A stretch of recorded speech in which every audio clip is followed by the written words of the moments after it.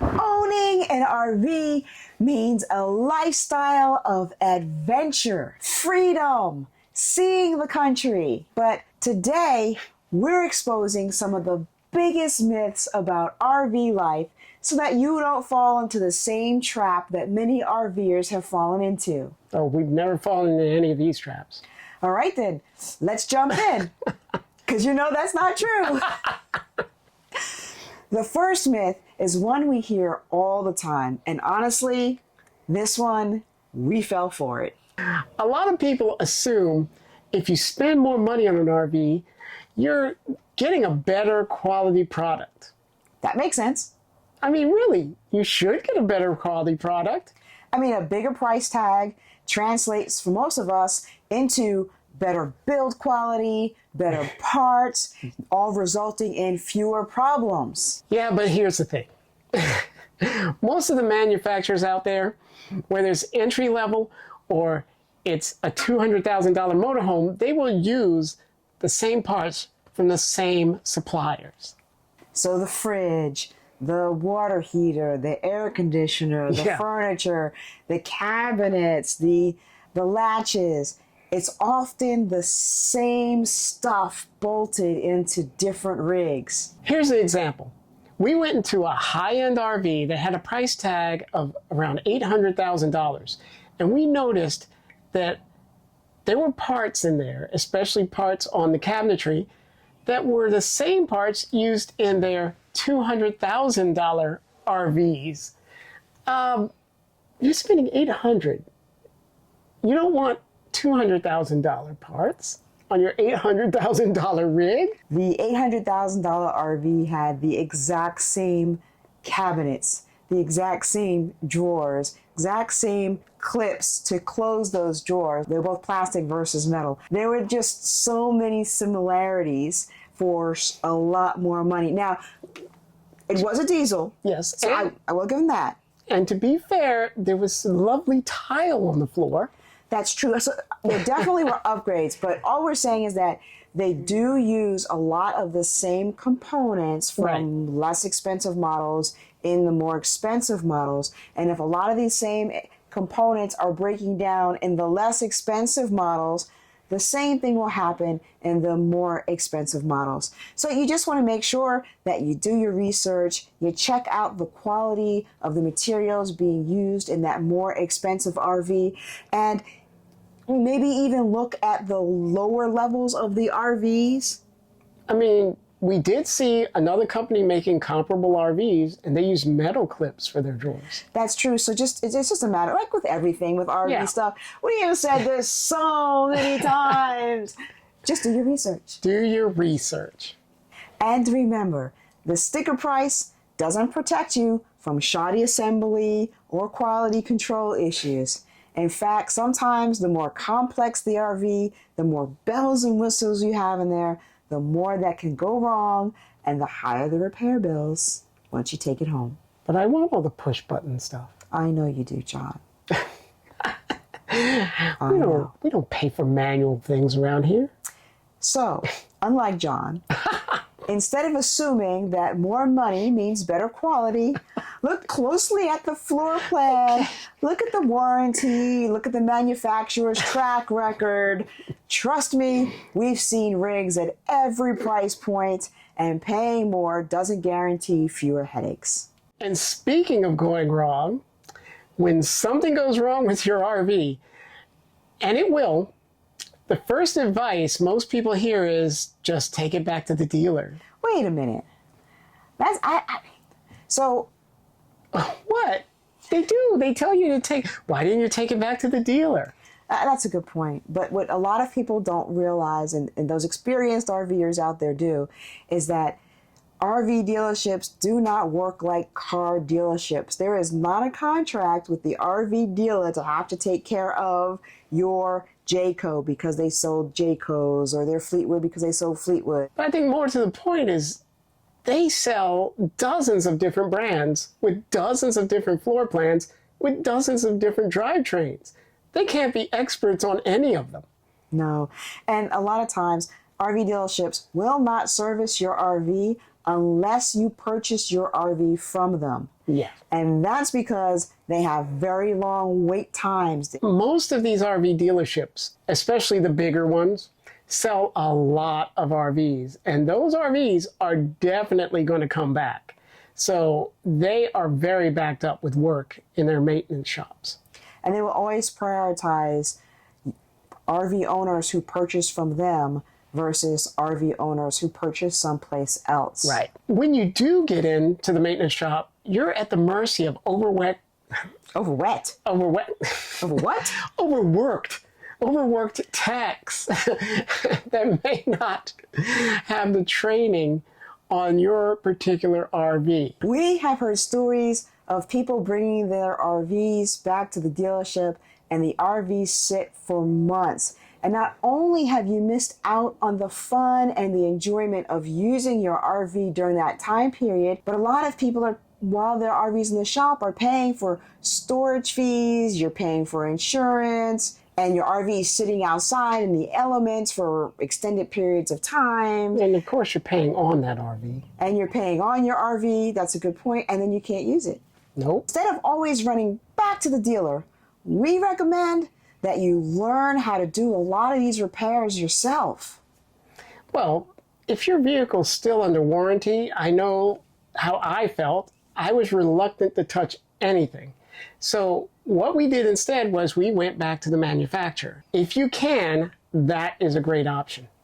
That's true. Save up, a list to take so that when it's the off season in your area, you can take your RV back to the manufacturer, leave it there, let them get all those repairs done, and then pick it up when they're finished. Learn how to do a lot of the repairs yourself. John's become very handy with this RV. Yeah, I've learned the hard way. You don't have to always run to the dealership to make repairs. There's sometimes things that you can do a better job of by doing it yourself. And we learned that the hard way because we felt that every time we had something wrong with our RV, we needed to take it back to the dealership because it was under warranty and we wanted it fixed. But we know better now. Yep, sometimes I can do a better job with better materials and I just take my time and do it right. And since we're talking about repairs, let's jump on over to RV warranties, extended warranties. Yes. When you're buying an RV, it makes sense. I mean, it sounds good when the dealer says, here's an extended warranty. It's a safety net. Like, it'll save you it could save you thousands of dollars in expensive repairs. That's what they tell you. Yes. Now, in truth, I don't know. We bought an extended warranty and we've used it a handful of times. It has. I mean, it saved us some money, but year over year, I think we've kind of broken even with it. Right. But I think the big point to make with extended warranties is that you really have to read the fine print. Not all extended warranties are the same. Some extended warranties, when you go to get a particular item fixed in your RV, might say that's wear and tear, sorry, we can't cover it. Or they might say, or they might limit you to certain locations where you can go get it fixed. Or they might say, well, you didn't take proper care of this, so we're not going to pay out for that service for you. And also, keep in mind, there are always deductibles. And then the other thing is, a lot of people roll those extended warranties into their RV loan. So not only are you paying for the extended warranty, you're also paying interest on that extended warranty. And then it just really starts to add up. Yes. So read the fine print and make sure that economically it makes sense. In the end, what we would do next time around is make sure that we had an RV fund. We put aside some money when we save up for our RV that would be specifically for repairs. That way we control it. We're not locked into anything. We can get whoever we want to do the repairs. And we don't have to go through any red tape. Yeah, that's the best part. I'm the only red tape. Oh, okay. Buying new means fewer problems. So we figured if we're buying something brand new, no one's ever touched before, we would have very few problems with it because, look, it's like a new car, right? What could possibly go wrong? Oh, don't say that. Little did we know, the majority of RV manufacturers do not have any sort of PDI or quality control as these RVs get rolled off the line. No. There are some, but a lot of them do not. And they miss things, sometimes a lot of things. And so it's dependent on us when purchasing to get that inspection. Absolutely get that inspection, because you'll hear lots of stories of people who buy brand new RVs, they bring them home, and sometimes even with an inspection, they have problems with leaks, problems with slides, problems with the electrical, problems with all sorts of gremlins running around inside of their RV. Yep. And the way to avoid that is to buy a used RV, one that's about 2 to 4 years old, where someone has already worked out all of those issues that were delivered with their RV. Plus, you pay a premium for a new RV. And the worst thing is to pay a premium on an RV and just have it sit to get repaired, and to have the frustration of not being able to go out and camp with it and have fun. I know, that's the horrible part. You have no RV, you're paying all this money every month, and you can't do anything. So here's a myth that might be a little bit controversial, since we're talking about buying new means fewer problems. And that is, campgrounds won't accept my RV if it's over 10 years old. I can't tell you how many times we've seen this in the comments, and very rarely have we come across campgrounds that would not take a 10-year-old RV.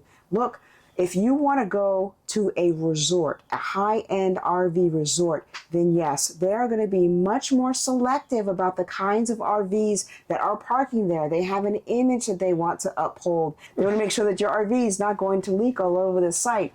They want to make sure that your RV is not going to ruin their image. Right. And I get that. But that is just a small percentage of places where you can park your RV. There are state campgrounds, there are national campgrounds, there are small private campgrounds. That's there are true. lots of different types of campgrounds that really don't care how old your RV is. All they care about is that you come there and spend your money. And I just can't say enough. Do not be afraid of that 10-year rule. It happens so infrequently that I don't think it's a concern.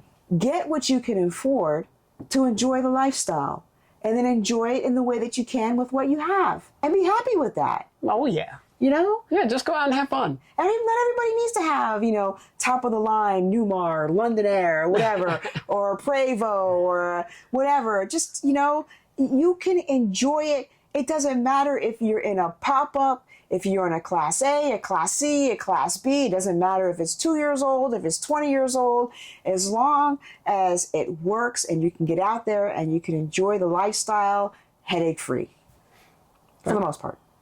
But I want one of those tour buses. I know you do, John. I know. We will buy what we can afford, Yes. so that we are not later crying over the money we've lost by buying something that was out of our budget. Yes. I don't know how many people feel this way, but I think from experience we've seen some people just store their RVs and just forget about them. And that's one thing you never, ever want to do, because that is a very costly mistake on so many different levels.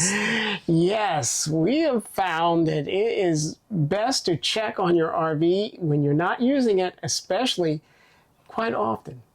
Not only that, but if you have a motorized RV, you need to start the RV up regularly. You need to drive it regularly, or you are going to ruin your engine. You're going to ruin your tires. Oh, yes. You're still going to need all that maintenance. I mean, you need oil changes even if it sits. You can't say, I haven't gone the 3,000 or 10,000 miles and say, I'm not due for an oil change. No, you need to get oil changes after 2 or 3 months if it's been sitting. You just need to go, maybe not that soon, but you do need to go and get the fluids checked. Because there's a lot of coagulation going on in that engine. And also, if you don't move those tires, they'll get flat spots. They'll be they'll be out of round. It just won't ride properly. And you don't want them to dry rot just sitting there. Those are our tips. We know that we can't cover everything in one video. So go ahead and put in the comments below what are some myths that you know about that could be costly and ways that you can avoid them. And one special announcement, really special announcement. Folks, John is now officially retired. Please go ahead in the comments and give him a congratulations on that. This is day 2. Day 2 of retirement. Yes, Woo! day 2. I think I work for somebody else now, though. Now, this one, John, is a big one because I don't think that people realize how quickly RVs depreciate. They depreciate much more quickly than a car or many other assets. It is not an asset that's going to give you any kind of value. And if you want to learn more about RV depreciation, check out this video right here. Yes. Right there. On my face. On his face. Again. Always.